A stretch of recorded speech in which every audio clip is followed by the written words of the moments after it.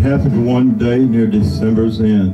Two neighbors called on an old-time friend, and they found his shop so meager and mean, made gay with 1,000 boughs of green. And Conrad was sitting with face all ashine, when he suddenly stopped as he stitched the twine. And he said, "Old friends, at dawn today, when the cock was crowing the night away, the Lord appeared in a dream to me and said, 'I'm coming, your guest to be.' So I've been busy with feet all astir, strewing my shop with branches of fir. The table is set and the kettle is shined, and over the rafters the holly is twined.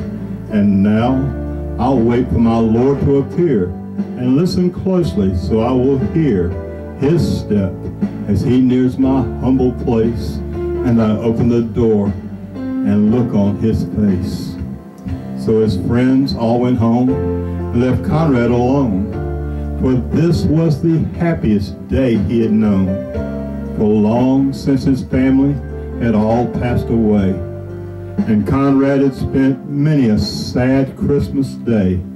But he knew, with the Lord as his Christmas guest, this Christmas would be the dearest and best.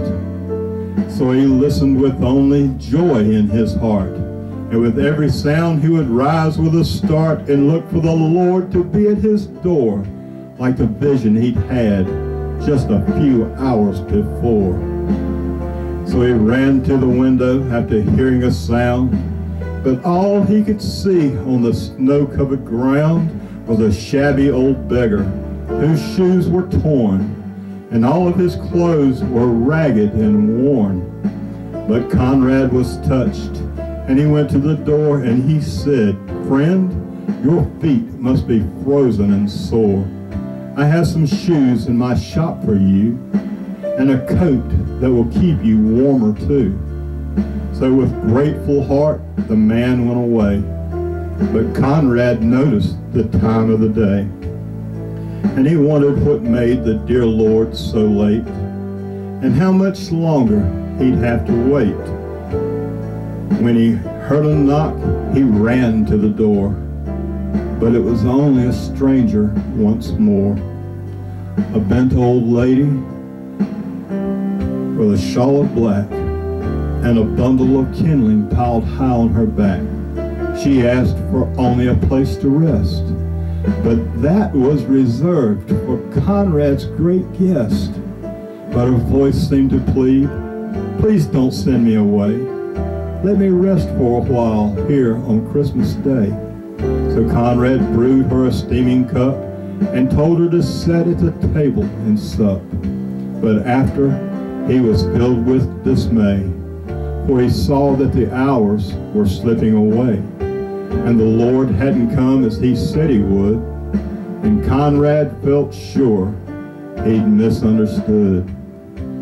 When out of the stillness he heard a cry, "Please help me and tell me, where am I?"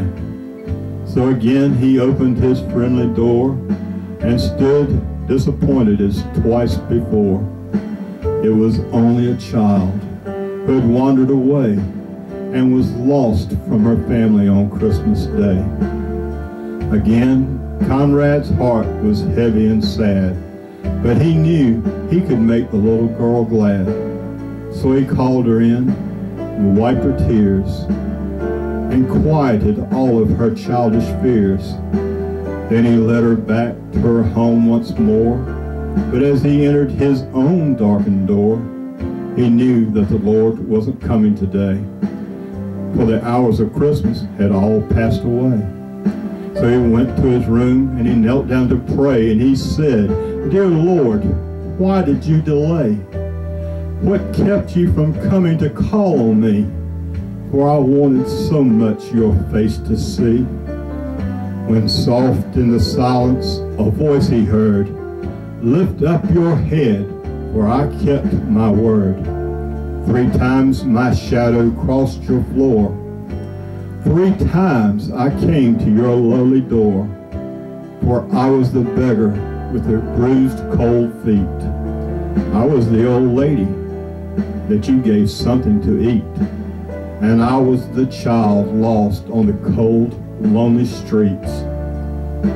3 times I knocked, 3 times I came in, and each time I found the warmth of a friend. Of all the gifts, love is the best, and I was honored to be your Christmas guest.